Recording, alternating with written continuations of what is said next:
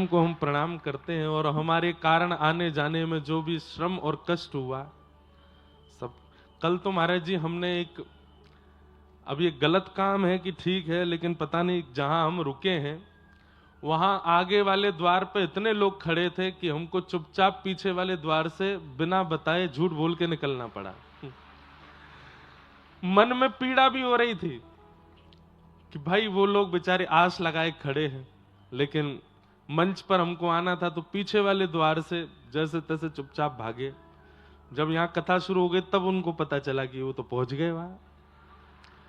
तो फिर अब दो चार लोग तो हंसे होंगे, दो तीनों के मन को ठेस भी तो पहुंची होगी, बोले बताओ हम कब से खड़े हैं, महाराज जी बिना मिले निकल गए। तो इसलिए हम सर्वांगीण रूप से सबसे क्षमा मांगते हैं। हमारी जो भी क्रिया व्यवहार या ये आने जाने का क्रम आप लोगों को धक्का मुक्की लग जाती है, कुछ भी जो भी कुछ 7 दिनों में हुआ, कोई 2-2 घंटे प्रतीक्षा करके भी नहीं मिल पाए, हम सबसे क्षमा प्रार्थी हैं। आप सबको हम हृदय से प्रणाम करते हैं। ये हमारे अनुकूलता तो नहीं है ऐसी, हम ऐसे कभी व्यवहार में रहे भी नहीं, पर ये पिछले कुछ दिनों से इतनी व्यस्तता और इतनी संख्या बढ़ गई है कि हम कुछ कर नहीं पाते हैं। उसमें फिर यही, हम आज तक सरकार के द्वारा दी गई जो सुरक्षा है वो भी नहीं ले रहे हैं। क्यों? उसमें मैं और बंध जाऊंगा, फिर और ज्यादा अपने परिवार को ही कष्ट हो जाएगा। लेकिन थोड़ी बहुत सुरक्षा जहां कहीं भी होती है वो आप लोगों के लिए ही है, क्योंकि देखो आप हर एक व्यक्ति इंडिविजुअल मिलना चाहता है। उसको ये मतलब नहीं कि 500 और भी तो हैं बगल में, उसको ये मतलब नहीं 1000 और भी तो हैं इधर से। उसको है कि मैं मैयर से आया हूं, मैं जबलपुर से आया हूं, मैं जो सामान लाया हूं मेरा पहुंचना चाहिए। पर आपके साथ साथ वहां 1500 और भी हैं, वो कहां कहां से किस किस भाव से आए कुछ नहीं पता। तो कहीं वो भगदड़ ना हो जाए। वैसे ही सनातन धर्म के ऊपर बहुत अभी इस वक्त सेंसिटिव चल रहा है माहौल, कि कहीं कोई बात ऐसी निकले, कहीं कोई ऐसी घटना घटे तो और सनातन धर्म को नीचे खींचा जाए। लोग इस षड्यंत्र में लगे हैं। इसलिए हम तो बहुत प्रयास करते हैं कि ज्यादा भीड़ भाड़ ना हो, ज्यादा भगदड़ ना हो, ज्यादा कुछ ऐसा ना हो। कोई घटना हो गई तो फिर बहुत दिक्कत सर्वांगीण रूप से हो जाएगी।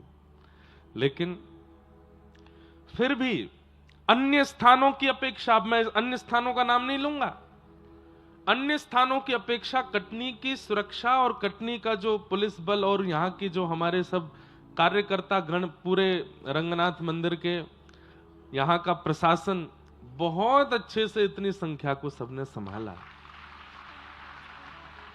सब कुछ बहुत व्यवस्थित किया। हम गोविंद देव जी दर्शन करके आ गए, जगन्नाथ जी दर्शन करके आ गए, जालपा मैया दर्शन करके आ गए, और किसी को कानो कान खबर नहीं पड़ी। बस गए, धुआंधार गए, और महाराज यहाँ धुआंधार तो है ही है, यहाँ पे धुआंधार ही गए दर्शन करके। अब आप सोचिए 3-3, 4-4 मंदिर में दर्शन करके वापस अपने निवास स्थान पर मुश्किल से मुश्किल 25 मिनट 30 मिनट में आ भी गया वापस। ये क्यों? यहाँ की प्रशासन बहुत अद्भुत है। यहाँ के जितने भी हमारे कार्यकर्ता रंगनाथ मंदिर के, जिन्होंने पूरी कथा की व्यवस्था संभाली, पूरा रोड बनवाया, पूरी व्यवस्था कहां से एंट्री एग्जिट सब कुछ ये व्यवस्थित इसलिए अच्छा हो गया। नहीं तो बहुत जगह तो दिक्कत हो जाती है। अभी हम पूर्व में जहां कथा कर रहे थे, बहुत बड़ा नगर है, लेकिन वहां व्यवस्था संभाले नहीं संभल रही थी, दिक्कत हो रही थी बहुत ज्यादा। क्यों? क्योंकि व्यवस्था धन से नहीं होती, क्रिया से नहीं होती, शरीर से नहीं होती, मन से होती है। मन से अगर करी जाए तो व्यवस्थाएं सब समझ जाती हैं। तो सब बहुत व्यवस्थित आज संपन्न हो रहा है।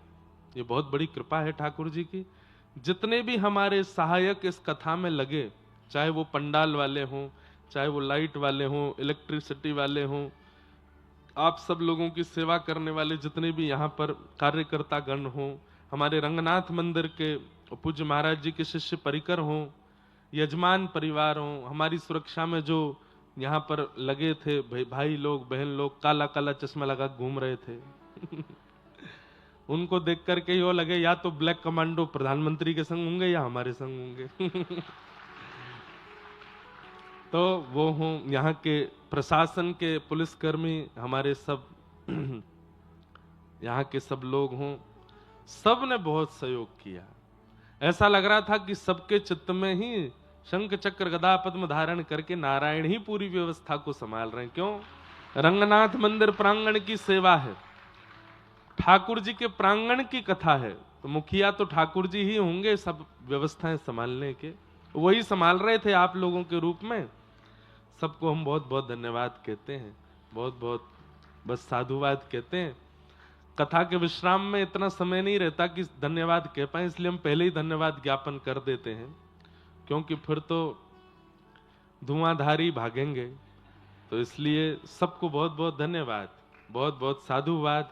आप सब कटनी वासियों को, यहाँ विराजमान सब यजमान मनोरथी परिवार, हमारे सब विप्रदेव, सब ब्रह्मचारी गण, सब गंधर्वजन मंच पर विराजमान सब लोग, हमारे यहाँ के एडिशनल एसपी साहब और उनका पूरा परिवार, और सब हमारे मित्रगण, प्रशासन के सब लोग, सर्वांगीण रूप से सबको जय श्री कृष्ण। नेक जोड़ते बोलो जय श्री कृष्ण, जय सिया राम, जय श्रीमन्नारायण, जय जगन्नाथ, जय जय श्री राधे।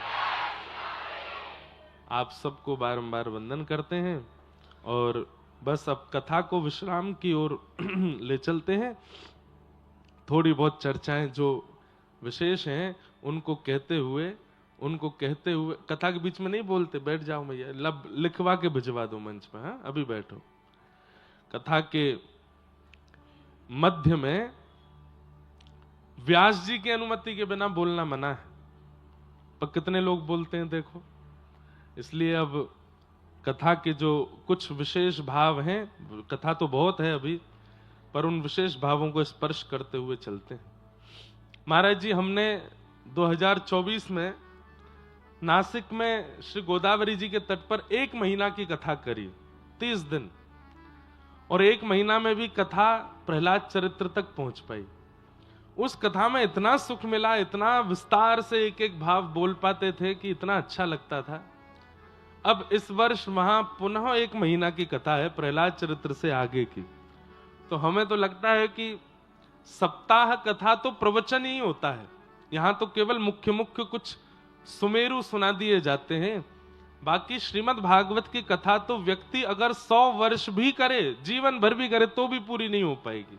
इतनी विस्तृत भागवत की कथा है, इतने अद्भुत अद्भुत भाव है। अब कई लोग कहते हैं कि आपको विस्तार करने की क्या आवश्यकता है, कीर्तन मत गाओ, भजन मत गाओ, बीच बीच में जो भक्तमाल की कथाएं सुनाते हो, कभी रैदास जी का चरित्र सुनाते हो, माधव दास जी का चरित्र सुनाते हो, मीराबाई, सूरदास के ये सब मत कहो। कथा हो जाएगी 7 दिन में पूरी, हो तो जाएगी, लेकिन सुनने वाले के चित्त में वह भाव, वह, हम कोई कथा पूरी करने नहीं आए हैं।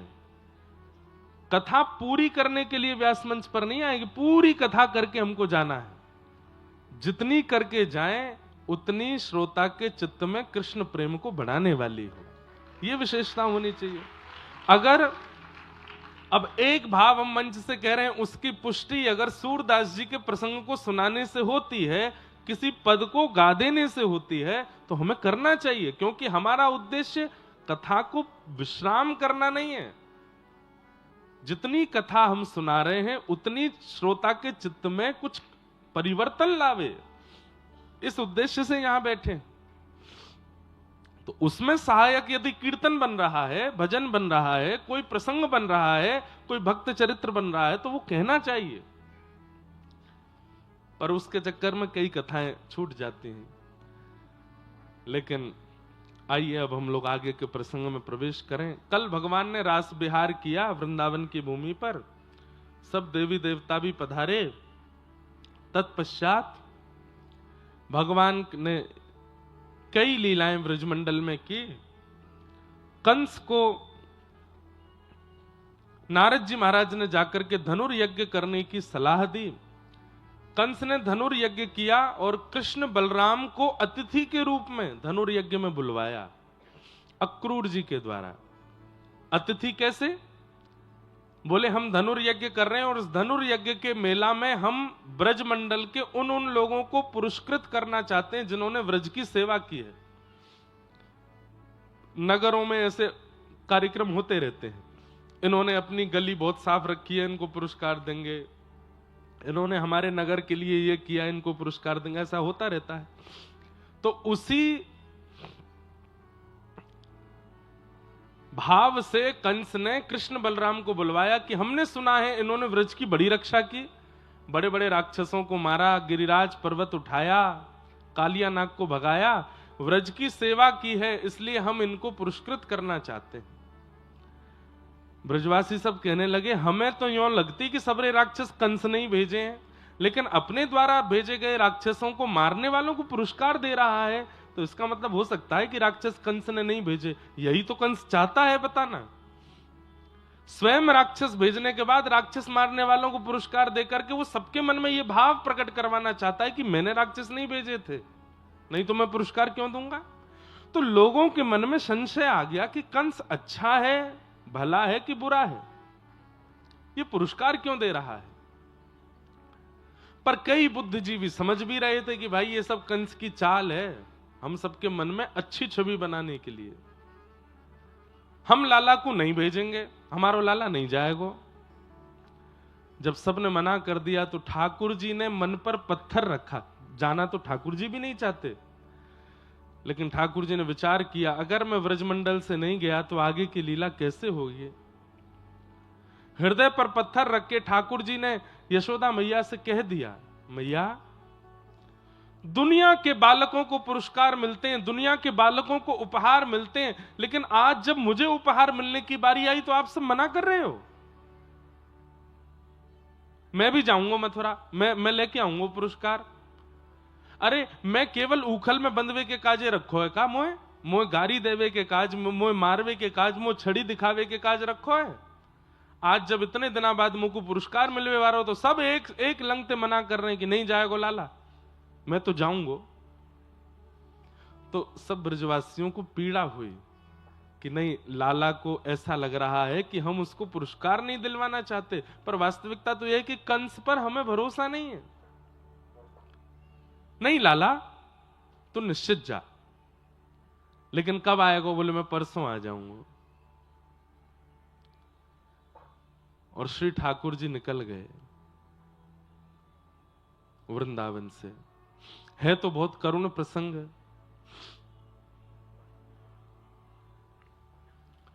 व्रजमंडल से निकल रहे हैं ठाकुर जी, सब ब्रजवासी एक तरफ से बैठे हैं। जैसे इतनी संख्या में आप लोग बैठे हैं, इससे भी 10 गुना ज्यादा संख्या में ब्रजवासी नंद भवन के बाहर बैठे हैं और सब ठाकुर जी को करुण नेत्रों से देख रहे हैं कि लाला तू हमें छोड़ के मत जावे।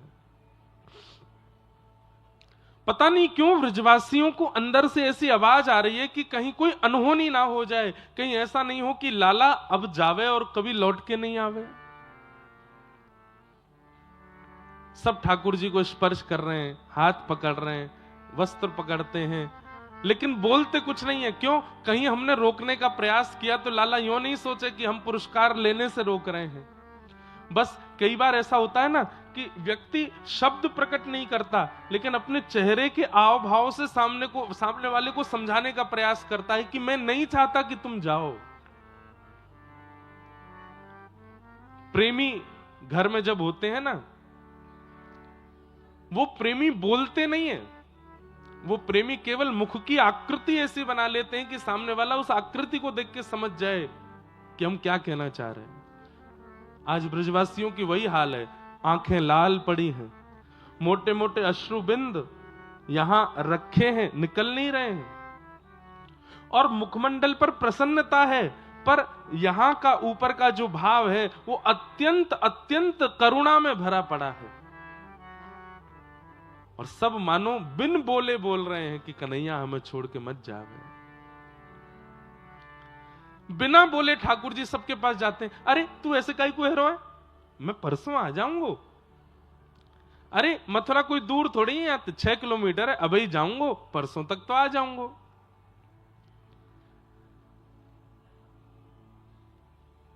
कोई व्यक्ति स्पष्टता से मना नहीं कर रहा ठाकुर जी से। मधुमंगल श्रीदामा बोले लाला तू जा, लेकिन एक बार एक बात सोचिए। बोले कहा, तोए देखे बिना मधुमंगल पानी ना पीवे। वो सुबह उठते ही तेरे घर आवे और घर आके जब तो को देख लेना वहां के बाद पानी पीवे, जलपान करे। तू चलो जाएगो, परसों तक बेचारो कैसे जीवेगो। हम तो को रोक नहीं रहे लाला, बस मैं यूं कह रहा हूं मधुमंगल कहां खावेगो, कहां पीवेगो, कहां जलपान करेगो, तू चलोगो तो। इस प्रकार से अलग अलग बातें बोल करके ठाकुर जी के मन में कि कहीं ऐसा आ जाए कि मैं नहीं जाऊं।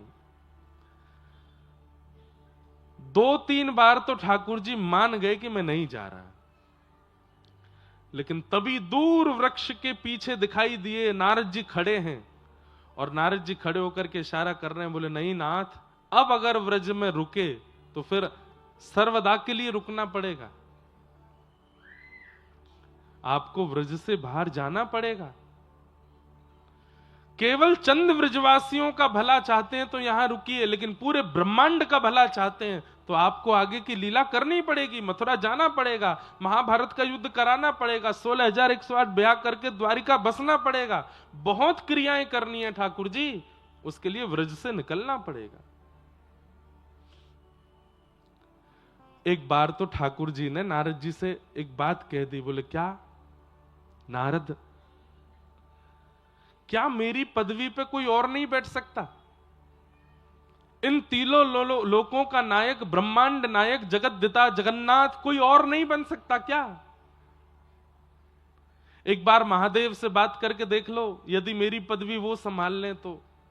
ब्रह्मा जी से बात करके देख लो, यदि मेरी पदवी पर वो बैठ जाएं, उनके लिए तो और भला है, वो परमात्मा हो जाएंगे, और मुझे तुम सामान्य जीव बन के केवल वृंदावन में रहने दो। यशोदा मैया, नंद बाबा, इन ब्रजवासियों के बीच में मुझे रहने दो, मैं अपनी परमात्मा पदवी त्यागना चाहता हूं। नारद जी बोले परमात्मा पदवी नहीं है, सूर्य पदवी है, चंद्र पदवी है, इंद्र पदवी है, देव पदवियां होती हैं। परमात्मा उसका कोई निर्माण नहीं करता नाथ, आप स्वयं परमात्मा, स्वयं जगत के निधाता हो, आपकी पदवी कोई और कैसे ले सकता है? भाई आसन पर कोई बैठ सकता है, पर आप जो हैं वो कोई और थोड़ी हो सकता है।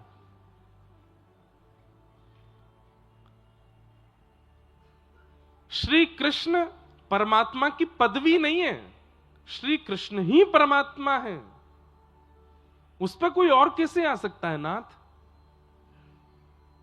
सोचिए व्रज से कितना प्रेम करते हैं ठाकुर जी कि अपने परमात्मा रूप का त्याग करना चाहते हैं। आज महाप्रभु जगन्नाथ जी का आप लोग दर्शन करते हैं जगन्नाथपुरी में, ये जो मुख पिघला हुआ है, ये जो होठ पिघले हुए हैं, ये जो भुजाएं पिघली हुई हैं महाप्रभु जगन्नाथ जी की, किस लिए? व्रजवासियों की याद में। कथा सबको पता होगी, द्वारिका में रोहिणी मैया कृष्ण लीला सुना रही थी कृष्ण पटरानियों को, और उसी समय द्वार पर पहरेदारी कर रही थी सुभद्रा जी कि कहीं कृष्ण ना आ जाएं, और उसी बीच कृष्ण बलराम आ गए। सुभद्रा जी लीला सुनते सुनते नेत्र बंद करके बैठ गई, एक तरफ ठाकुर जी, दूसरी तरफ बलराम जी बैठ गए, और व्रजवासियों की कथा सुनते सुनते ठाकुर जी इतने भाव विह्वल हुए, इतनी करुणा में चले गए, इतने विरह में चले गए कि ठाकुर जी की भुजाएं खड़ी हो गईं, और मानो जैसे ठाकुर जी ऐसे हाथ करने लगे, अरे कोई व्रजवासियों को लियाओ, कोई मेरे नंद बाबा को लियाओ, कोई मेरे सखा मधुमंगल श्रीदामा को लियाओ, कोई मेरी सखीन को लियाओ, ए व्रज की गोपियों को ले आओ, मेरे हृदय से लगा दो, मुझे बहुत पीड़ा हो रही है, मुझे बहुत याद आ रही है। और उसी प्रेम की अवस्था पार करते करते करते जब चरम अवस्था में पहुंचे तो श्री ठाकुर जी का अंग एक मोम के भांति पिघल करके जगन्नाथ बन गया। अरे प्रेम की पराकाष्ठा हम आप सब लोग कहां जानते हैं? हम लोगों पर केवल इतना आता है कि अगर हमारा प्रेमी कुछ विपरीत क्रिया कर दे तो हम अपने आप को ठोस पहुंचाते हैं, अपने अपने प्राणों की बाजी लगा देते हैं, आत्महत्या तक कर लेते हैं। ये प्रेम नहीं है, प्रेम तो श्री जगन्नाथ जी हैं। पिघल गए अपने प्रेमियों के स्मरण में, अपने ठाकुर जी के स्मरण में पिघल गए।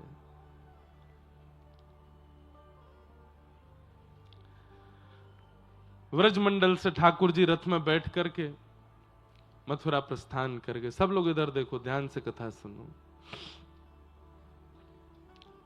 बहुत बहुत एक एक व्यक्ति का यहां पर स्वभाव व्यवहार बताया गया, पर उसके विस्तार में नहीं जाऊंगा, वैसे भी आज जाने का दिन है। मथुरा पहुंचे ठाकुर जी। मथुरा जाकर के कुबलिया पीड़ हाथी का उद्धार किया, तत्पश्चात कुब्जा का उद्धार किया, दर्जी का उद्धार किया, माली का उद्धार किया। एक धनुष रखा था, यह शिव धनुष है, और यह धनुष कंस को देते हुए महादेव ने कहा था, नारायण के सिवाय इसको कोई तोड़ेगा नहीं, और जो तोड़ेगा वो तुझे छोड़ेगा नहीं। जब तक यह धनुष है तब तक तू जीवित है। ठाकुर जी ने जैसे ही प्रवेश किया मथुरा नगरी में, मल्लानाम मशनिर्णिनाम नरवर स्त्रीणाम स्मरो मूर्तिमान, गोपानाम स्वजनो सताम क्षितिभुजाम, शास्त्रा सुपित्रो शिशु मृत्युर्भुजपतिर्विराट विदुषाम, तत्वं परम योगिनाम, वृष्णीनाम परदेवतेत विदितो रंगम गतः साग्रजः।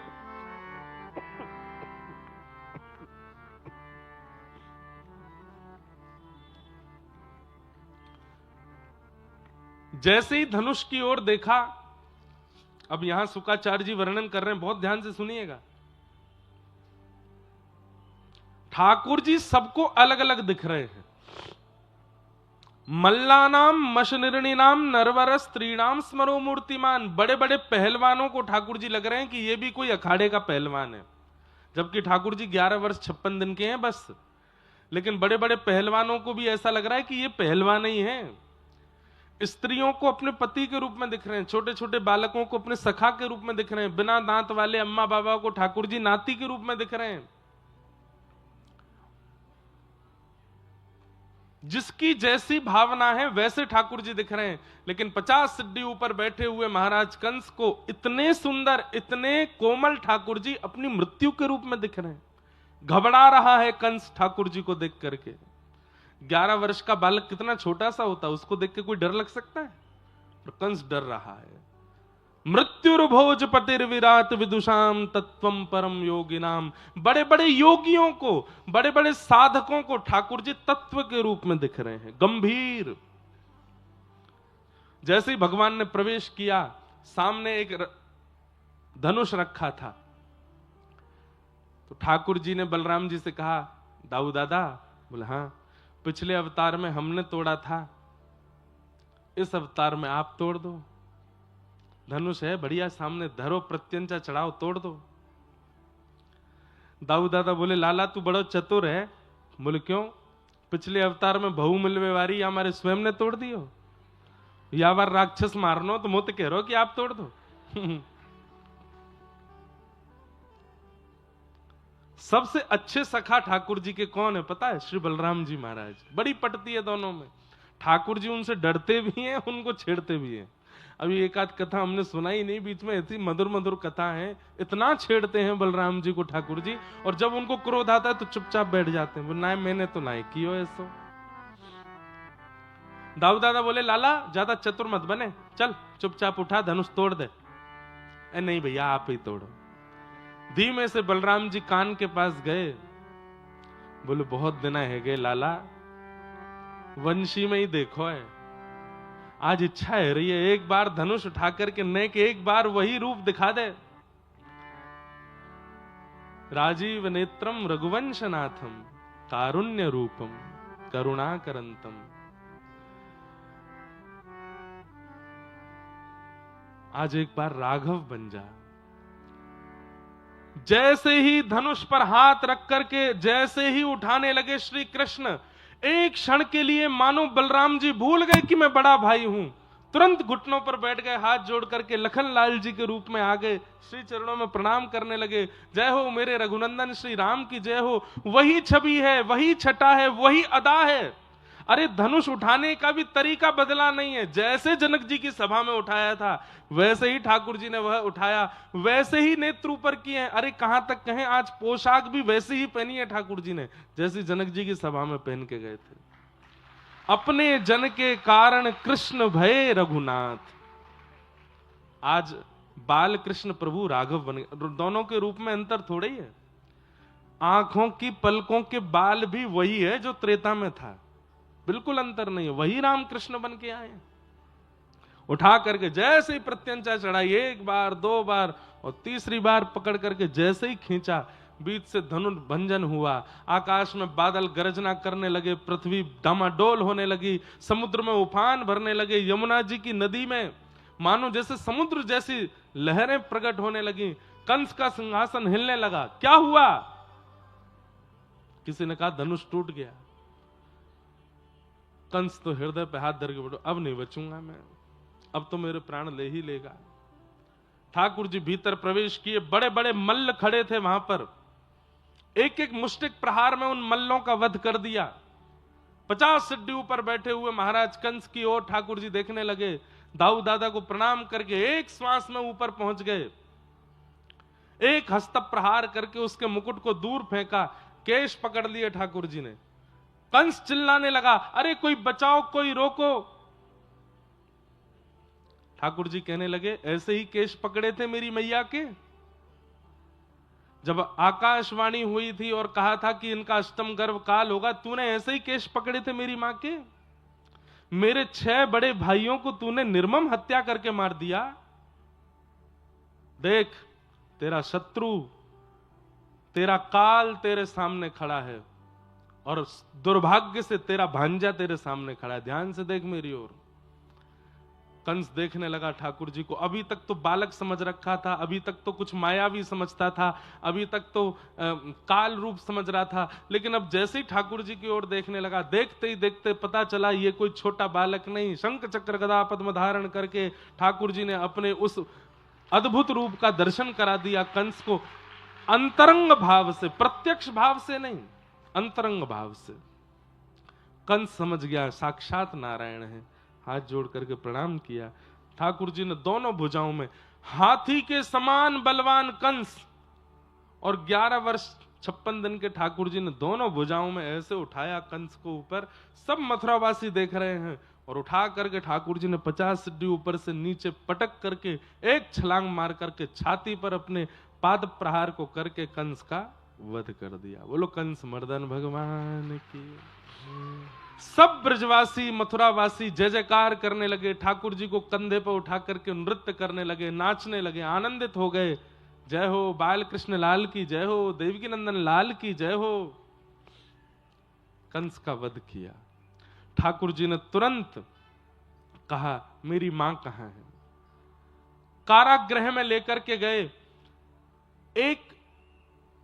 एक आध घंटे का ठाकुर जी को देखा था देवकी मैया ने। जन्म लेने के बाद आधा एक घंटा रुके होंगे ठाकुर जी। उसके बाद 11 वर्ष 56 दिन के होकर के ठाकुर जी लौटे हैं वापस मथुरा। एक मां के लिए कितनी पीड़ादायी होती है ये स्थिति कि वो अपने बालक का बालपन नहीं देख पाई, अपने बालक का बोलना, चलना, उठना, बैठना ये उसने अनुभव ही नहीं किया। एक मां के लिए कितनी पीड़ा होगी। आज 11 वर्ष 56 दिन के जब ठाकुर जी होकर के आए, कारागृह खोलते हुए भीतर प्रवेश किए और जैसे ही मुख्य कारागृह में प्रवेश किया, नील सरोरुह कांति के जब ठाकुर जी का जब दर्शन किया है देवकी मैया ने, एक बार तो देवकी मैया मूर्छित होकर गिर पड़ी ठाकुर जी को देख के। इतने सुंदर, दौड़ करके ठाकुर जी ने हृदय से लगाया, होश में आई देवकी मैया। होश में आते ही ठाकुर जी का हाथ पकड़ करके अपने हृदय पर रख के बोली, लाला तो मेरी सौगंध है, अब छोड़ के नहीं जाएगा ना। ठाकुर जी बोले, नहीं मैया अब नहीं जाऊंगा, अब तेरे पास ही रहूंगा। बंधुओं, एक बात मेरे मन में कभी कभी आती है, ब्रजवासियों की पीड़ा सबको समझ में आती है, गोपियों की पीड़ा सब गाते हैं, देवकी मैया यशोदा मैया की पीड़ा का भी अनुभव सब कर लेते हैं, श्री किशोरी जी हमारी राधा रानी के भी हृदय के भाव को हम गाने का प्रयास कर लेते हैं, पर श्री कृष्ण की पीड़ा को कोई नहीं समझता। बंधुओं, एक बात याद रखिएगा,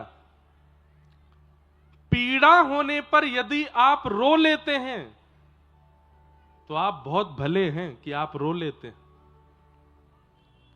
पीड़ा होने पर आप शांत हो जाते हैं तो भी कुछ ना कुछ पीड़ा का हल तो आप कर ही रहे हो। पीड़ा होने पर आप एकांत में बैठे हो तो भी कहीं ना कहीं उस पीड़ा पर मरहम लगा रहे हो।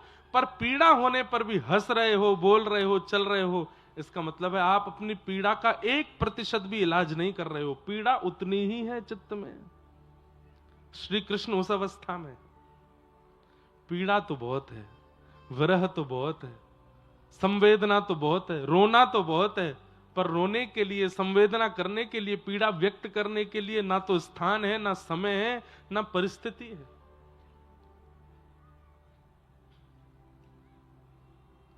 वृंदावन के श्री कृष्ण सदैव त्रिभंगी बनकर के खड़े होते हैं, त्रिभंग लली ऐसे खड़े होते हैं, दोनों भुजाएं टेढ़ी करके खड़े होते हैं। क्यों? क्योंकि पता है कि अगर लड़खड़ाया तो या तो श्रीदामा आ जाएगा, या मधुमंगल आ जाएगा, या ललिता जी, विशाखा जी मुझे संभालने के लिए आ जाएंगी। वृंदावन से जाने के बाद ठाकुर जी सीधे ही खड़े होते हैं, क्योंकि पता है अब कोई नहीं आएगा। संभालने वाले, सहारा देने वाले तो सब रह गए वृंदावन में।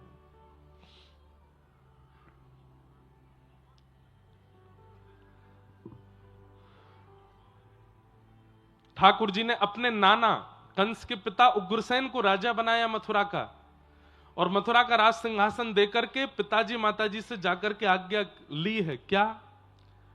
अब मुझे विद्यालय जाना है पढ़ने। मैं 11 वर्ष को है गो पिताजी, मैं आज तक विद्यालय नहीं गयो, अब मुझको जानो है।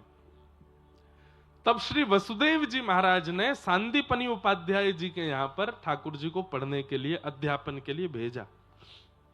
कहां? अवंतिका, मध्य प्रदेश के उज्जैन में ठाकुर जी पढ़ने आए, और यहां सांदीपनी विद्यालय में ठाकुर जी ने अध्यापन किया, अध्ययन किया, और वहां अध्ययन करते समय ठाकुर जी को सुदामा नाम के मित्र की प्राप्ति हुई।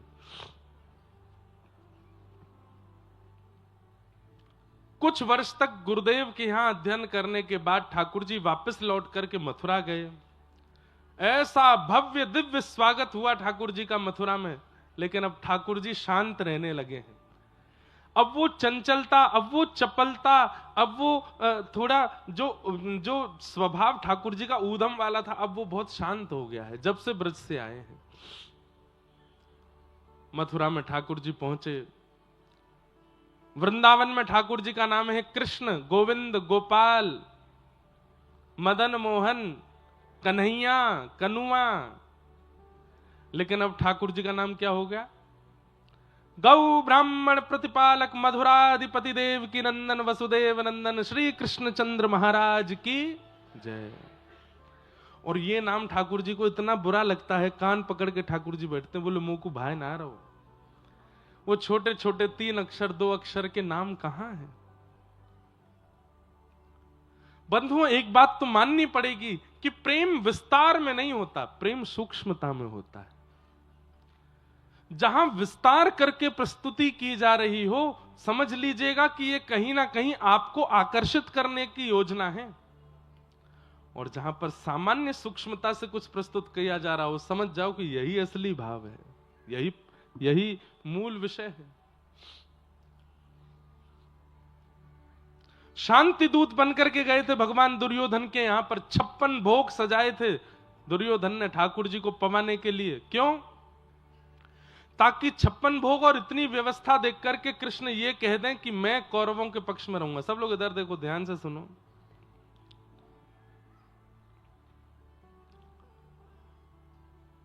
लेकिन ठाकुर जी ने उस बड़ी सभा में क्या कह दिया? अरे दुर्योधन, तुमने तो गलत व्यवस्था कर ली, इतने 56 भोग क्यों बनाए? बोले आप शांति दूत बन के आ रहे थे इसलिए बनाए।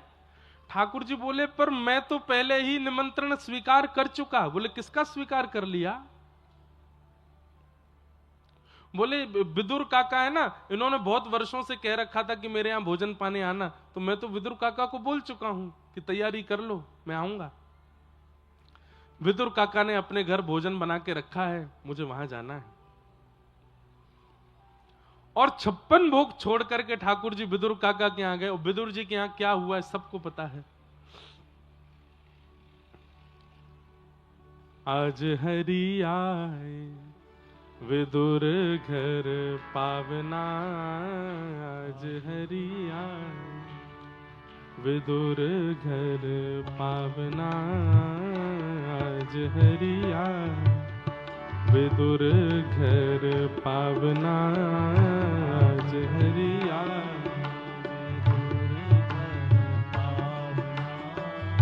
विदुर नहीं घर थी विदुरानी, विदुर नहीं घर थी विदुरानी, आवत देखे सारंग पानी, आवत देखे सारंग पानी, आज फूली नाही समावना, आज फूली ना हो, आज हरि आए विदुर घर पावना, आज हरि आए विदुर नहीं घर थे विदुरानी, आवत देखे सारंग पानी, आज फूली नाही समावना। क्या किया? पाटा उल्टा बिछा दिया, छिलके खिलाए ठाकुर जी को, और ठाकुर जी नेत्रों में अश्रु भर के पा रहे हैं प्रेम से। इसका मतलब क्या है? विस्तार में प्रेम प्रस्तुत नहीं होता, विस्तार में कहीं ना कहीं स्वार्थ है, और वो स्वार्थ से आपको रिझाना चाहते हैं। सब लोग भैया इधर देख लो, ने का देर में हम चले जाएंगे बस, फिर उसके बाद इधर उधर खूब देखते रहना, नेक देख लो। कई बार हम कई जगह जाते हैं, लोग बुके देते हैं बड़े बड़े फूल, महाराज उनमें 100 फूल हैं, 150 फूल हैं, कई एक तो परसों तरसों माला पहनाई, मैं जैसे 2 आ जाए इतनी बड़ी माला, कहीं कुछ कहीं कुछ कहीं कुछ, इतना सब लोग सामग्री देते हैं। पर एक दिन हम कहीं जा रहे थे, एक छोटी सी बालिका वो आई, एक पॉलिथिन थी, एक रैपर जैसा था, उसको दिया मैंने कि क्या है इसमें? बोले मैंने टमाटर लगाया था कुछ दिन पहले, थोड़ा बड़ा हुआ तो मैंने सोचा आपको तोड़ के दे चलो। इतना सा टमाटर उसमें। अब इतनी बड़ी बड़ी प्रस्तुत करने वाली वस्तु वो आपको आकर्षित करने के लिए होती हैं, वो आपके प्रति कहीं ना कहीं, बुरा नहीं मानिएगा बुक्के देने वाले जो दे चुके अब तक, वो स्वार्थ के लिए होती हैं कि देखो हमने दिया तो महाराज जी इससे रीझेंगे। परंतु वो टमाटर देवे वाली लाली वो हमेशा याद रहेगी, छोटा सा टमाटर, बोले मैंने लगाया था अपने हाथ से, उसमें से हम सोच रहे थे सब ला रहे हैं, हम क्या लेके जाएं, तो अपने हाथ का लगे टमाटर निकल आया तो वो लेके आए। मैंने कहा वाह बहुत बढ़िया। तो प्रेम करने वाला विस्तृत नहीं, सूक्ष्मता प्रदान करता है। हाँ, इसका मतलब ये नहीं है कि भाई तुम्हारे पास में खूब संपत्ति है, खूब वैभव है, खूब, तो भी तुम यूं सोचो कि नहीं नहीं महाराज जी बोल रहे थे विस्तार में प्रेम नहीं, तो फिर उसको सूक्ष्म ही दो, एक ही रोटी खा लो महाराज जी। आप ही कह रहे थे ज्यादा खिलाएंगे तो आप सोचोगे कि भाई विस्तार में प्रेम नहीं होता। सामर्थ्य भी होती है।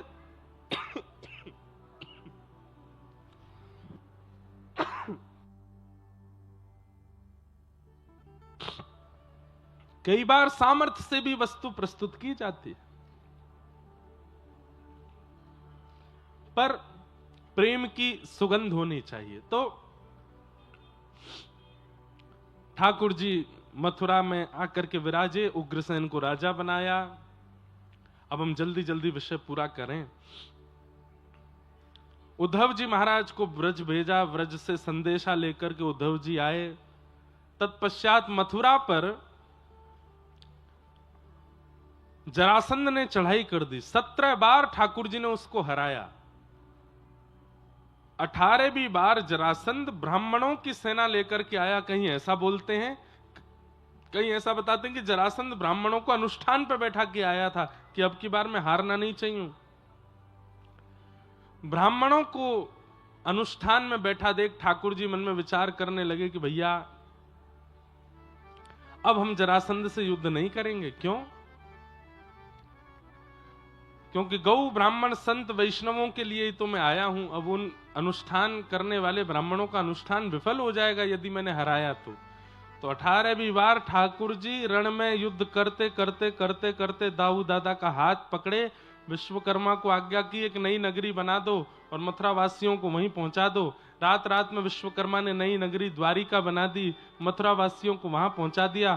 प्रातःकाल ठाकुर जी युद्ध करते करते अचानक से हाथ पकड़ करके रण से भाग गए। जरासंध बोला, ए भगोड़े कहां जाता है, ए रण छोड़ करके कहां जा रहा है, कहां जा रहा है? ठाकुर जी बोले, भैया तू जीत गो, मैं हार गो, मैं जा रहा हूं। और रण छोड़ करके ठाकुर जी भागे। पूरे विश्व में यही प्रचार हो गया। बोले ठाकुर जी क्या है? बोले रण छोड़ रहा है। बोलो रण छोड़ रहा है भगवान की। ठाकुर जी का नाम रणछोड़ पड़ गया। अब रणछोड़ एक प्रकार से तो अपमान है ठाकुर जी का, पर अपने ऊपर लगे हुए अपमानजनक शब्दों का ठाकुर जी तुरंत उत्तर नहीं देते, कुछ दिन बाद देते हैं। बंधुओं एक बात सदैव याद रखना, यदि बेवजह लोग आपके ऊपर कलंक लगा रहे हैं उसी समय फड़फड़ाइए मत। थोड़ा धैर्य रखो, थोड़ी शांति रखो। अगर आप सत्य हो, अगर आप शुद्ध हो, सही समय की प्रतीक्षा करो। सही समय आने पर तनिक सा जवाब देना है बस, कि नहीं हमारे ऊपर जो आरोप प्रत्यारोप या जो आप लोगों ने आक्षेप लगाया वो ये है, वास्तविकता ये है। क्योंकि उसी समय यदि आप बोलने लगे तो ज्यादा लोग हावी हो जाएंगे आपके ऊपर। इसलिए कुछ समय शांति रखो, उसके बाद सही समय देख करके उत्तर दो। और ये क्वालिटी पता है हमने किसमें देखी? हमारे भारत के प्रधानमंत्री जी में एक क्वालिटी है। वो हम कोई उनका प्रचार नहीं कर रहे हो, कर भी दें तो क्या बुराई है, भैया हमारे प्रधानमंत्री हैं। लेकिन उनका एक स्वभाव है कि चाहे दुनिया में कुछ हो जाए वो उस समय उत्तर नहीं देते, प्रतीक्षा करते। सही समय आने पर उत्तर भी देते हैं, करके भी दिखा देते हैं। और वही एक अच्छे व्यक्ति का कर्तव्य होता है। एक श्रेष्ठ व्यक्ति ऐसे ही जीवन जीता है। ठाकुर जी ने कोई उत्तर नहीं दिया। रण छोड़ रण छोड़ रण छोड़ रण छोड़ रण छोड़ कहने लगे ठाकुर जी को सब लोग। ठाकुर जी बोलन दो, हाँ है हम रण छोड़। माखन चोर बोल दिया, चित्त चोर बोल दिया, चीड़ चोर बोल दिया, अब रण छोड़ भी बोल दो, कौन सी बड़ी बात है। हमारा उद्देश्य नाम कमाना नहीं है या आपके द्वारा सम्मान या अपमान करवाना नहीं। मेरा उद्देश्य है धर्म की स्थापना, वो मैं करके जाऊंगा। सब रण छोड़ बोलने लगे। अरे विवाद होने लगा, बातें बनने लगी कि बताओ राजाओं के डर के मारे समुद्र के बीच में रहता है भगोड़ा। ठाकुर जी बोले बोल लो, हाँ रहते हैं हम समुद्र के बीच में। अरे हम आज से समुद्र के बीच में रहते हैं, हम नारायण स्वरूप में रंगनाथ बन करके कब कौन से युग से समुद्र के बीच में रहते हैं। समुद्र ही मेरा निलय है, यही मेरा घर है। लेकिन लोगों के बोलने से ठाकुर जी के भाव पर कोई प्रभाव नहीं पड़ा। ठाकुर जी प्रसन्न चित्त थे। तो रेवत राजा की पौत्री के साथ में श्री बलराम जी का विवाह हुआ। हमारे यहां महाराज जी व्रज में ऐसी भाव कहते हैं और एकाध पुराण में भी ऐसा वर्णन है कि द्वारिका नगरी जो ये सोने की है, ये सोने की मढ़वाई किसने है? बोले बलराम जी के विवाह में उनके ससुराल पक्ष ने पूरी नगरी को सोने का मढ़वा करके मानो जैसे विवाह के उपहार के रूप में सोने की नगरी प्रदान की श्री बलराम जी को।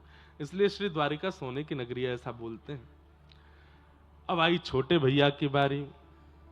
कौंडन्यपुर के राजा भीष्मक, उनके 5 पुत्र हैं, एक पुत्री है, पुत्री का नाम रुक्मणी है। नारद जी महाराज ने, जो भागवत की कथा है, इतनी सुंदर कथा है कि नारद जी ने ही पूरी योजना बनाई विवाह की। कैसे? कौंडन्यपुर जाकर के ऐसी ऐसी कथा सुनाते। एक दिन रुक्मणी जी को नारद जी ने देखा तो नारद जी समझ गए, बोले ये हैं ठाकुर जी की गृहिणी, इनसे ब्याह होना चाहिए हमारे श्याम सुंदर का। बोले क्या करें? तो रुक्मणी जी के यहां जाकर के भगवान के रस की ही कथा सुनाते थे। ठाकुर जी की चाल ऐसी है, ठाकुर जी के नेत्र ऐसे हैं, ठाकुर जी की वंशी ऐसी है, ठाकुर जी के हाथ ऐसे हैं, ठाकुर जी का मुकुट ऐसा है। और कोई बात नहीं, केवल ठाकुर जी के श्रृंगार का ही वर्णन करते।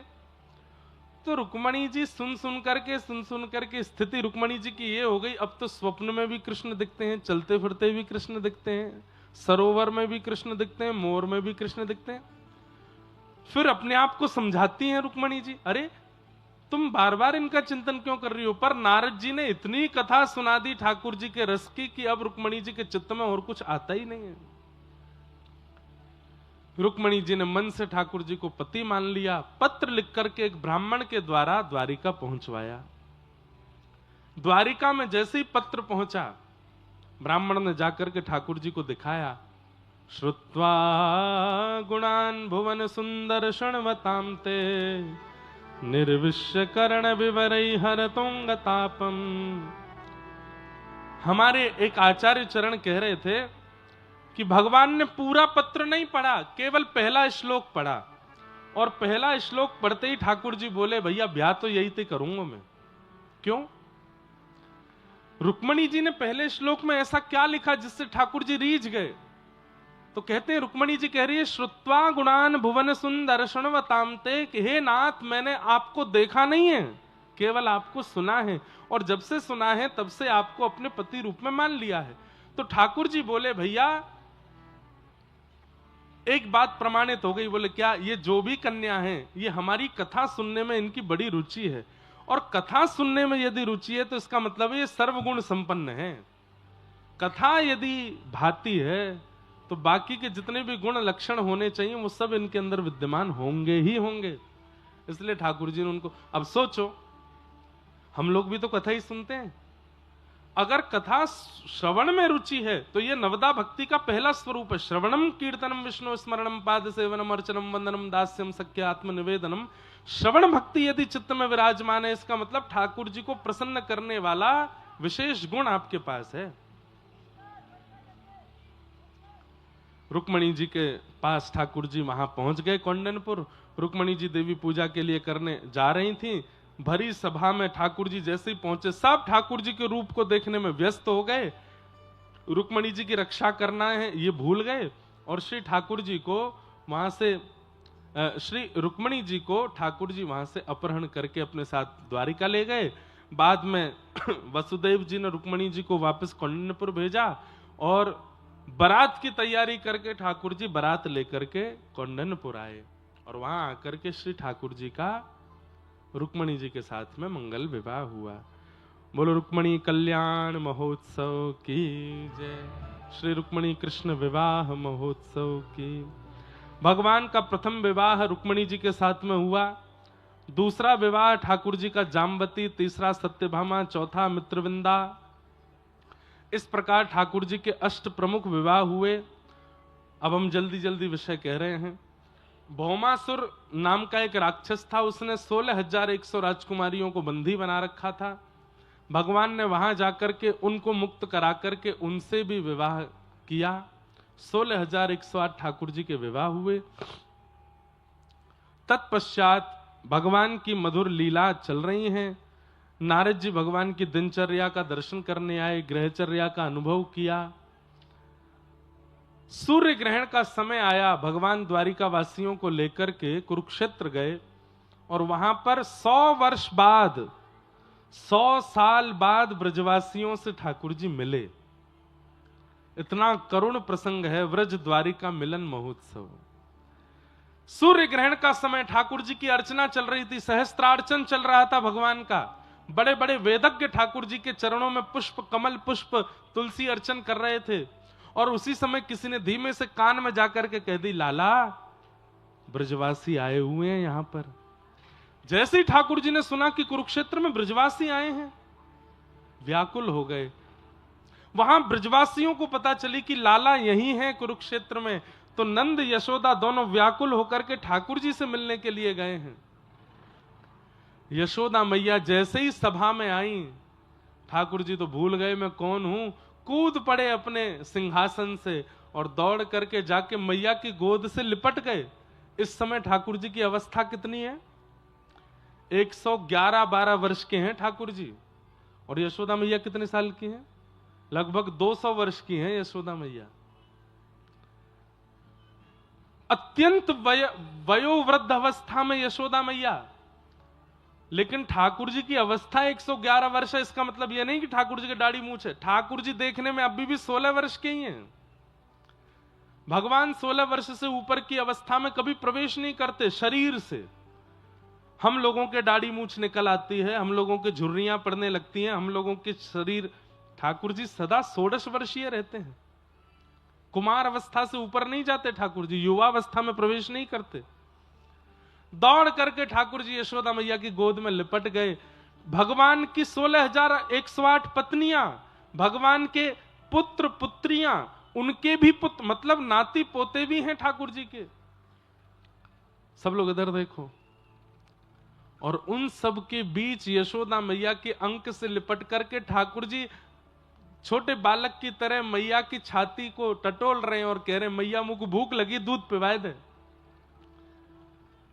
और उस अवस्था में जहां चारों ओर द्वारिकाधीश की जय जयकार हो रही है, बीच आंगन में बैठ करके वयोवृद्ध यशोदा मैया के अंक से लिपट करके ठाकुर जी दुग्ध पान कर रहे हैं। रुक्मणी, मित्रविंदा, जामवती ये सब देख करके आश्चर्यचकित हो रही हैं। ये हमारे पति हैं, ये परमात्मा हैं, ये भगवान हैं, ये द्वारिकाधीश हैं। मैया को देख करके इतने व्याकुल हो गए कि उनके पयोधर का पान कर रहे हैं इस अवस्था में।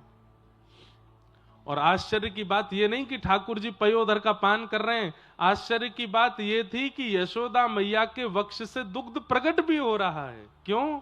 क्योंकि लाला के प्रति करुणा इतनी। अद्भुत है बंधुओं। प्रेम का स्वरूप स्वभाव जानना हो तो कभी व्रज के भाव विस्तार से सुनो। मैया ने कही लाला अब तू बड़ो है गोय, ऐसे दूध नाए पी में, चल उठ जा। ठाकुर जी उठ के बैठ गए। भगवान ने एक एक पत्नी से मिलवाया यशोदा मैया को। ये मेरी पत्नी रुक्मणी, मित्रविंदा, जामवती आदि आदि सबसे मिलवाया। अद्भुत व्रज द्वारिका मिलन हुआ। किशोरी जी से मिलने ठाकुर जी गए और कुरुक्षेत्र में ठाकुर जी का किशोरी जी के साथ रास विहार हुआ। आज किशोरी जी ने ठाकुर जी का मुकुट उतार दिया, आभूषण उतार दिए, बोले कि बहुत द्वारिकाधीश बन लिए, चलो वापस व्रज के नंदन बनाते हैं। सिर पर फेंटा बांधा, मोरपिच्छ लगाया, पत्रावली का श्रृंगार किया, हाथों में सुंदर पुष्प बांधे, गले में बनमाली हार पहनाया और कुरुक्षेत्र की भूमि पर ठाकुर जी ने किशोरी जी के साथ पुनः रास किया। अद्भुत है व्रज के प्रसंग।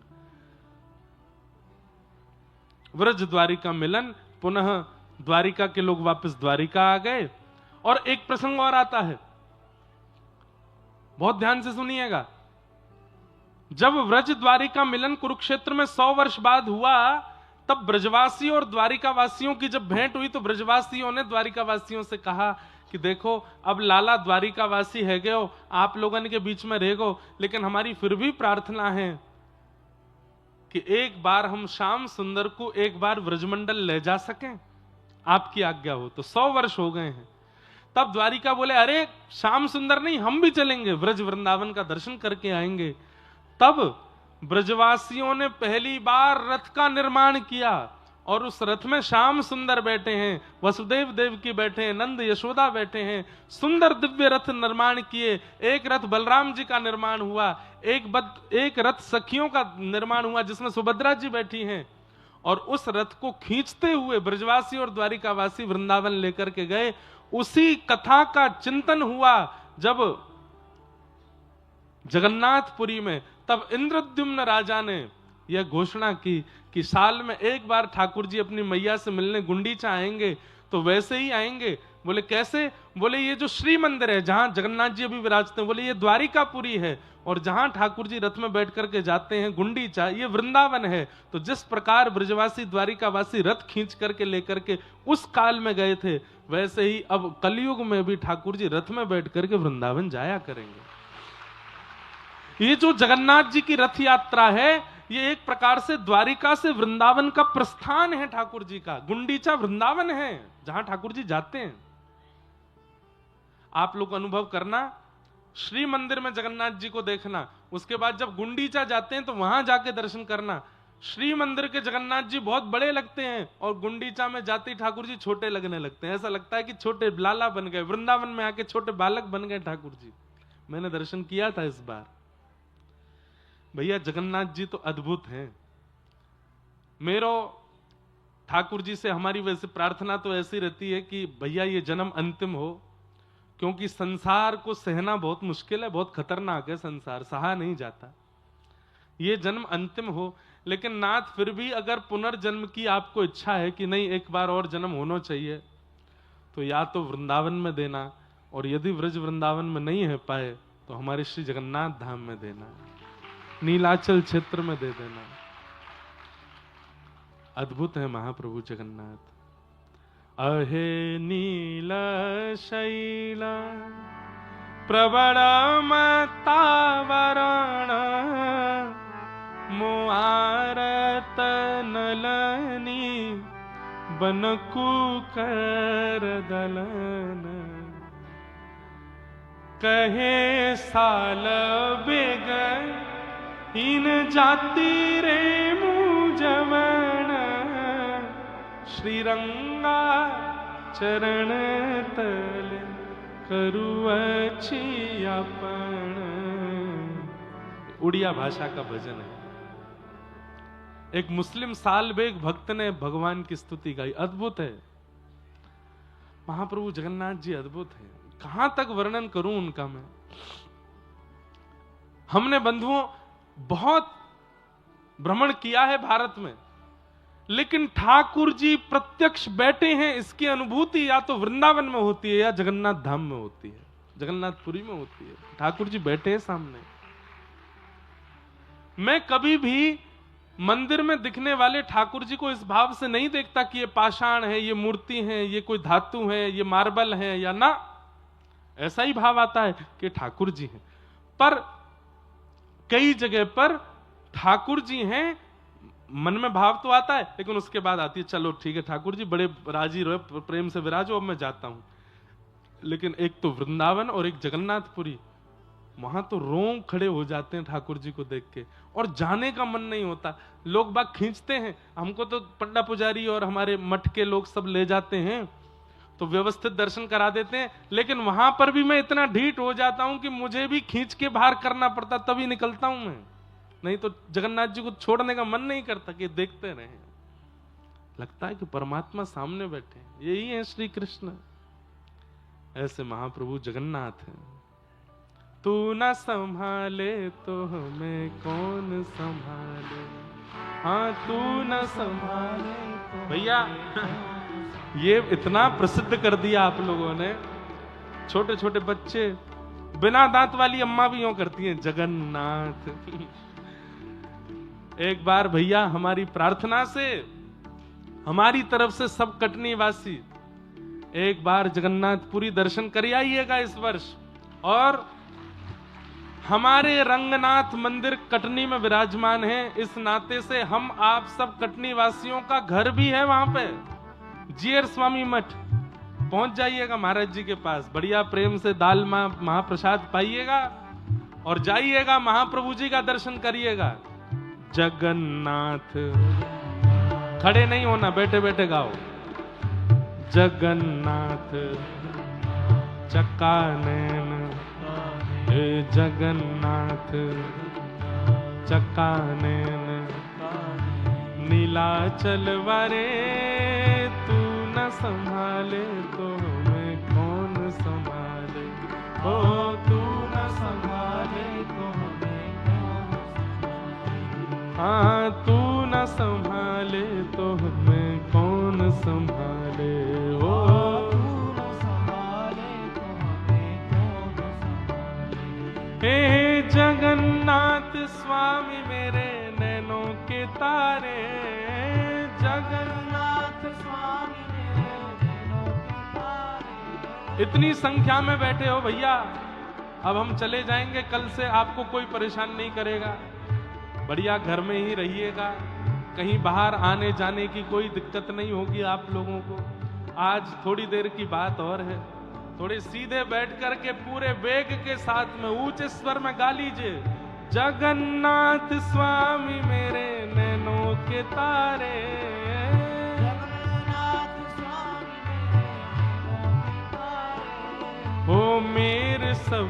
काज स्वामी आप संभाले हो, मेरे सब काज स्वामी आप संभाले। मेरे जगन्नाथ चक्का नैन, जगन्नाथ चक्का नैन, नीलाचल वरे तू न संभाले तो हमें कौन संभाले।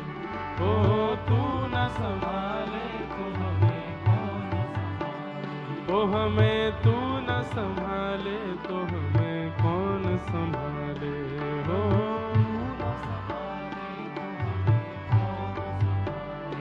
हे तुम्हें छोड़ जाऊं अब मैं किसके दुआरे। तुम्हें छोड़ जाऊं अब मैं किसके दुआरे। हाँ तुम्हें छोड़ जाऊं अब मैं किसके दुआरे।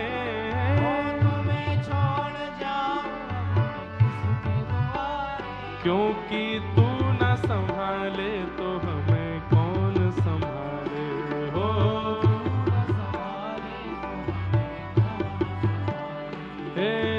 तू न संभाले तो हमें कौन संभाले हो।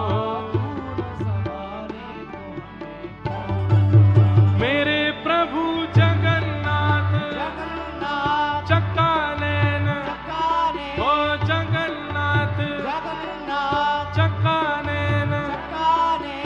ऐसे नहीं गाओ, ऐसे है महाप्रभु जगन्नाथ। ये मुद्रा बना लो अब।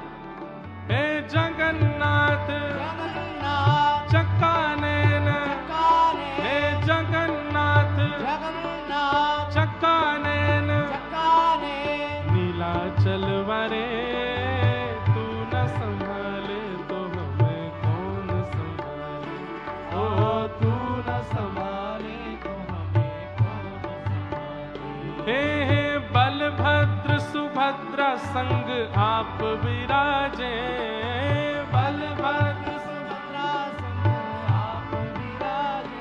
हे बलभद्र सुभद्रा संग आप विराजे। बलभद्र सुभद्रा संग आप विराजे। हे भक्तों के दुख दर्द आप संभाले हो। भक्तों के दुख दर्द आप संभाले। हे भक्तों के दुख दर्द आप संभाले हो। भक्तों के दुख दर्द आप संभाले। हे जगन्नाथ चक्का नैन, हे जगन्नाथ चक्का नैन, ओ नीलाचल वरे तू न संभाले तो हमें कौन संभाले हो। हाँ तू न संभाले तो हमें कौन संभाले हो। तू न संभाले तो हमें कौन संभाले। तू न संभाले तो हमें कौन संभाले हो। तू न संभाले तो हमें कौन संभाले। बैठ जाओ सब लोग, बैठ जाओ।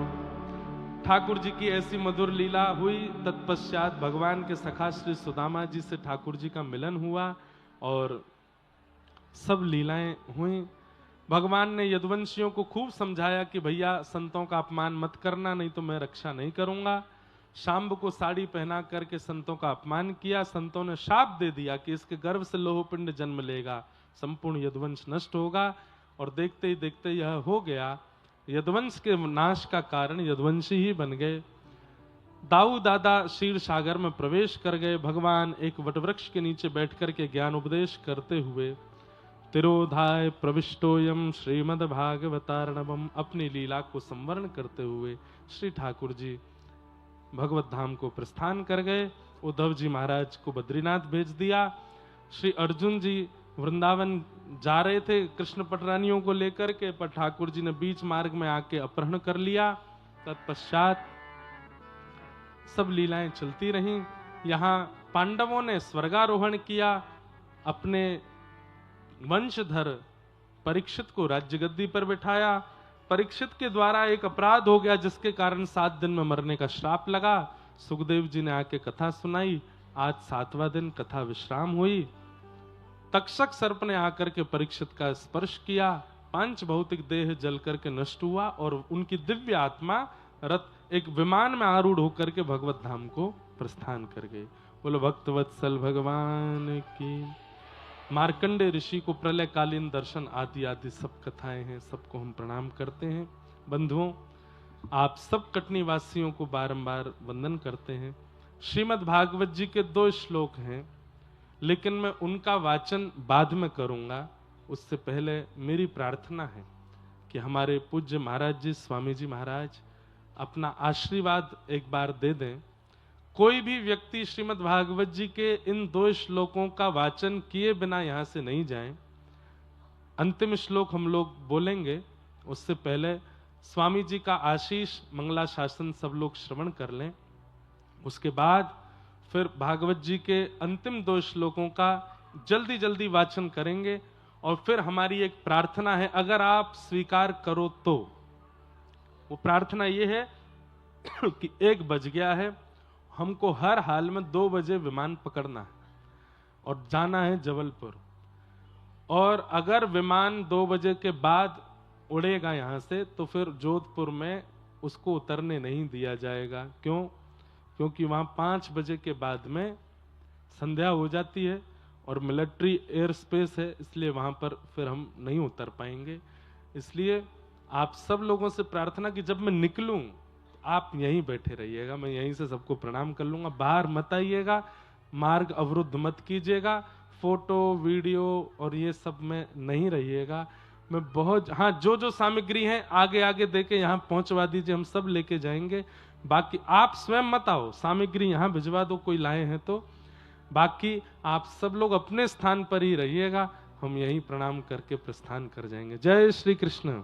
सब लोग बिल्कुल शांति का परिचय देते हुए 2 मिनट महाराज जी का आशीष। भाष्कर श्री रामानुज स्वामी जी महाराज की, समस्त भागवत गोष्ठी की, परम मंगलमय परात्पर अखिल कोटि ब्रह्मांड नायक श्रिया श्रेयपति अकारण करुणा वरुणालय व्यासपीठ को, व्यास गुरु सुखदेव भगवान को मैं आपके चरण बंदन नमस्कार करता हूँ। समस्त हमारे विद्वद्गण यहाँ जो विराजमान हैं, छात्र बंधु बांधव मातृशक्ति, सभी मेरा बंदन प्रणाम। समय मुझे बहुत कम मिला है, बोलने की इच्छा बहुत है। 2 घड़ी में राजा खंटवांग ने अपने जीवन को संभाल लिया था। हो सकता है 2 घड़ी के समय मुझे भी मेरा लाला ने दिया है, सुख स्वरूप मेरा भी जीवन सफल हो सकता है, ऐसा मेरे को आशा है। ज्यादा मैं क्या कहूं, किसकी प्रशंसा किसकी बड़ाई क्या करूं।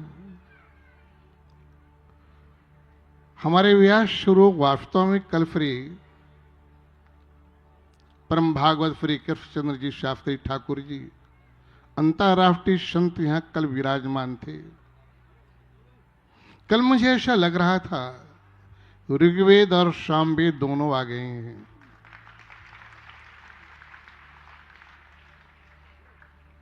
फिर ठाकुर जी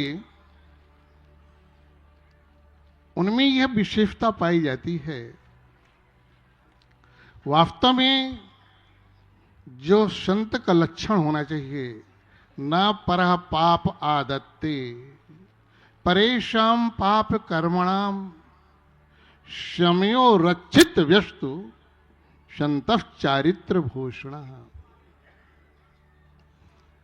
भगवान के जो चरणाश्रित रहते हैं उनकी कोई कोई बुराइयां भी करता है, पर संत जो होते हैं वो बुराई के पीछे नहीं लगते, उसको उपदेश दिया करते हैं। हमारे श्री ठाकुर जी का संत चारित्र भूषण है, चरित्रवान संत है, चरित्रवान संत है। जो संतों का रत्न, संतों का आभूषण चरित्र होता है। उनके चिरंजीव पुत्र जिनका नाम आपने लिया था श्री रामानुज स्वामी जी का। रामानुज स्वामी वास्तव में मानव का अवतार लेकर के सुख स्वरूपियों का स्वरूप था। जब लाला एकदम छोटा था, बालक का जन्म हुआ था, तो श्री रामानुज स्वामी जगन्नाथपुरी में आके भागवत कथा की तो मेरे महाराज जी श्रोता बन के बैठे थे। हमारे महाराज एक शब्द कहे थे श्री रामानुज स्वामी ने, इंदिरावन को मुझे 1 साल के लिए दे दीजिए। पर स्वामी जी ने कहा ये कार्यभार संभालता, अब आशीर्वाद दीजिए। मुझे एक चादर दे के गई थी। उस समय मुझे लगा था लाला को देखने मैं भी जाऊं। भगवान की फिर कृपा हुई। धन्य हमारे श्री ठाकुर जी, आज अपने पुत्र को उन्होंने ऐसा जन्म दिया है जैसे श्री वेदव्यास जी सुखदेव भगवान को दिए थे। मैं अपने हृदय से यह अपने लाडले लाला को मैं सुख स्वरूप पर दर्शन करता हूं, देखता हूं। आज यहां कटनी महानगर में ये जो जमीन धरती है, देखने में ऐसी लगती थी यहां कौन बैठेगा, कौन यहां बैठेगा। आज वसुंधरा ने हमारे कटनी नगर वासियों को इतना सुंदर आशीर्वाद दिया, कटनी लगती इसी स्वर्ग को मात कर देगी। मैं यहां पर कटनी वासियों का किसकी प्रशंसा करूं, किसकी ना करूं। हमारे सबसे ज्यादा भाग्यशाली सच देखा जाए ये हमारे मोहल्ला वाले हैं। रंगनाथ नगर के जो रास्ते में बसे हुए हैं, मिशन चौक से लेकर के यहां तक जो बसे हुए हैं, सबसे बड़े भाग्यशाली वो हैं जिन्होंने इसकी यज्ञ की आप लोगों ने मिलकर शांति बनाया और अच्छा किया। अपने वाणी से ज्यादा कहने हमको समय नहीं है। धन्यवाद गणेश, गोवर्धन रामानुदास, हृदय से तेरे का आशीर्वाद। सभी हमारे इस कमेटी के सदस्य रमेश शुक्ला, रामाधार, महेश्वरी जी, किशन जी, जितने यहां विराजमान है आदि आदि, सभी ने परिश्रम का, सबसे ज्यादा परिश्रम देखा जाए हमारे क्षेत्र का पार्षद ने किया। रातों दिन जीवन को लगा दिया।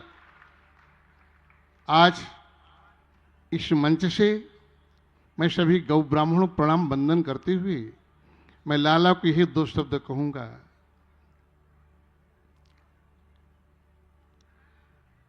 ये भक्त जो हैं ये तेरे हैं।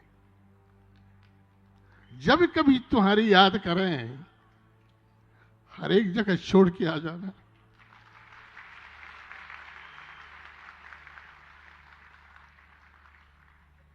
हमारे कटनी में माता कमला देवी, पिता देवो जनार्दन, बांधवा विष्णु भक्ताश्च स्वदेशो भुवनत्रयम्।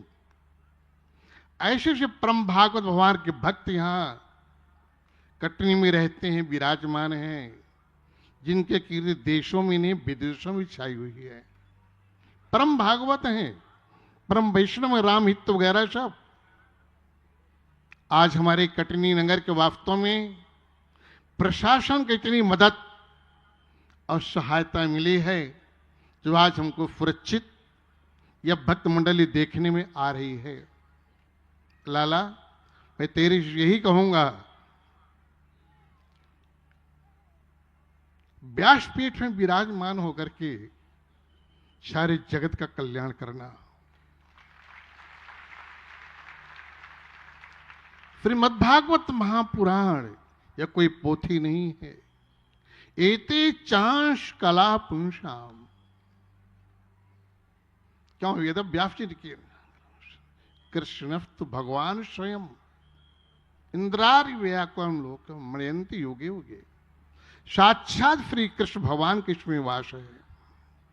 श्रीमद् भागवत महापुराण में धन्य हमारे कटनी के प्रशासन, डीएम साहब, विश्व साहब, डीएसपी साहब, सभी पुलिस प्रशासन और भी जो विराजमान हैं, जिन्होंने इसके लिए सहयोग किया, मदद किया, शरीर से, मन से, तन से सेवा किया, उसके लिए मैं जीवन आभार प्रकट करता हूं।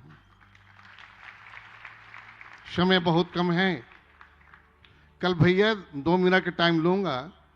तृतीय दिवस की कथा में आपने कहा था, भगवान ने अर्जुन को कहा है, जो मैं कहूं सो करो, जो मैं कहूं सो करो। अर्जुन घबरा गया। हमारे सामने कितने रथी महारथी हमको वध करने को तैयार हैं। भगवान का आदेश हुआ, धरती में वाण को मार, जल को निकाल, घोड़े को जल पिला किया। उसी प्रकार का बहुत सुंदर प्रसंग आता है।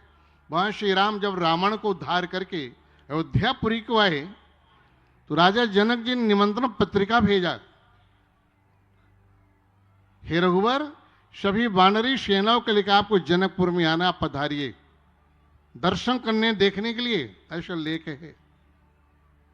भगवान ने आदेश दे दिया, मुख मुख बानर जनकपुर जाएंगे, बाकी बानर जनकपुर नहीं जा सकते। सभी बंदरों का मुख कुम्हला गया मुखारविंद। जब हमको मार खाना था, डंडे खाना था, तो बानरों को भेजो, आगे बानर जाएंगे। जब रबड़ी मलाई खाने का, मालपुआ खाने के समय सीतानाथ मना करते, बानर नहीं जा सकते। बानर का मुख एकदम उदास हो गया। जामवंत जी फिर ब्रह्मा जी के पुत्र हैं। जामवंत जी ने कहा, क्यों भाई, मुख क्यों नीचे कुम्हला गया तुम्हारा? सभी बानर एक स्वर में कहा, जामवंत जी, प्रभु ने कहा है ये बानर जनकपुर नहीं जा सकते हैं। अच्छा, घबराओ मत, मैं आ रहा हूं। प्रभु की शरण में गए जामवंत जी, हे दीनानाथ भक्तवत्सल, ये बंदर जो कपि हैं ये उदास हो गए, इनकी गारंटी तुम लोगे? हाँ, मैं गारंटी लूंगा, बानर कोई उपद्रव नहीं करेंगे। अतः बोल दो, सब चलें। रघुनाथ जी आदेश दे दिए, जैसे भगवान श्री कृष्ण अर्जुन का आदेश दिए थे, व्यासपीठ सुखदेव जी बोले थे, जो मैं कहूं सो करो। जामवंत एक शब्द कहे, हे वानरों, जो मैं कहूंगा तुमको करना पड़ेगा। जी हां, अवश्य अवश्य अवश्य। जनकपुर सब कोई गए, बढ़िया थाल लग रही है सुवर्ण की थालों में। जितने वानर गए थे सब, अंगद सुग्रीव हनुमंत सब विराजमान थे। नल ईद, ओहो, अब देख रहे हैं जामवंत जी क्या कर रहे हैं। चुपचाप जामवंत बैठे, बानर भी बैठे। सबसे लास्ट में आम का फल लगा, आम का फल। प्रसाद पाने के समय हो गया था, आम का फल लगा।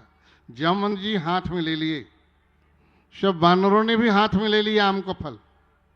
जामवंत जी उसको पकड़ के दबाए, गुठली ऊपर हो गई।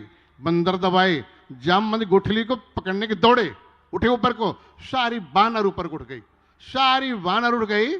जनक जी को बहुत आनंद आया, तो ये मेरे लाला, ये मेरी राम जी की सेना बैठी है, सब बानर है। लाला की कथा सुन के सब बानर मेरे लालायित हो गए थे। तेरी कथा सुनने के मेरे सब बानर सब आए हैं, माताएं बहनें बेटियां सब। इनके द्वारा कुछ तेरे को दर्शन करने के लिए आतुर होते थे। आशीर्वाद, ऐसे आपको आशीर्वाद प्रदान मेरी माताओं को, बहन भाइयों को आपको मिलता रहे। जिस वक्त मेरी कटनी के भक्त वृंद याद करने, लाला दौड़ के तू आ जाए। सभी को मंगल कामनाएं। हमारा संदेश मैं पुनः भगवान से निवेदन करूंगा, गोदा रंगनाथ भगवान से, लाला को जल्दी बुला लेना। ऐसी आशा लग रही है, अभी 20, 25, 50 मिलकर के यह आयोजन सबको लेके किया। अब हो सकता कटनी के सारे शहर के लोगों मिलकर इसका आयोजन कर ले, ऐसा हमको आशा लग रही है। और ये शासन प्रशासन भगवान इनको बनाए रखे, जिन्होंने मदद दिया है। आप भगवान के भक्त हैं, भक्ति का प्रसाद भगवान आपके हृदय में देता रहे। मैं यही भगवान प्रार्थना करूंगा। बोलने की इच्छा तो बहुत हो रही, बहुत आगे कथा है, पर लाला ने बहुत कुछ का कुछ जाना है, प्रसाद भी पवाना है। अब मैं अपनी वाणी को यहाँ थोड़ा विराम दे रहा हूँ, कुछ मेरा गला रुध रहा हो। फिर जगन्नाथ भगवान की जय, श्री गोदा रंगनाथ भगवान की जय, सब भागवत गुफ्ती की जय हो, फिर नारायण भगवान की जय। परमानंद महाराज जी का आशीष प्राप्त हुआ। महाराज जी हमारा भी वचन है कि कटनी जब भी बुलाएगा हम आएंगे, पर हमारी भी एक शर्त है कि महाराज जी 7 दिन विराजेंगे तो आएंगे। महाराज जी पूरे संघ में विराजेंगे तो ही यहाँ आना होगा, और नहीं तो कभी ठाकुर जी ने कृपा करी तो महाराज जी के जीयर स्वामी मठ में जहाँ जगन्नाथपुरी है वो हमारा गुरु स्थान है, कभी कटनी वासियों को कहेंगे कि भैया बांधो अपने बोरिया बिस्तर, मैं वृंदावन से पुरी आऊंगा, तुम यहाँ से पुरी आई हो, पुरी में करेंगे आनंद। तो सब भाव हैं। आइए भागवत जी के अंतिम श्लोक को सब लोग मेरे साथ में 2 बार कहेंगे। भवे भवे यथा भक्ति पादयोस्तव जायते तथा कुरुष्व देवेश नाथस्त्वं नो यतः प्रभो। नाम संकीर्तनं यस्य सर्वपाप प्रणाशनो प्रणामो दुःख समनः तं नमामि हरिं परम्। तं नमामि हरिं परम्। तं नमामि हरिं परम्। बोलो वृंदावन बिहारी लाल की, श्री राधा रमण लाल की, श्री राधा वल्लभ लाल की, श्री गोदा रंगनाथ भगवान की, श्री हनुमान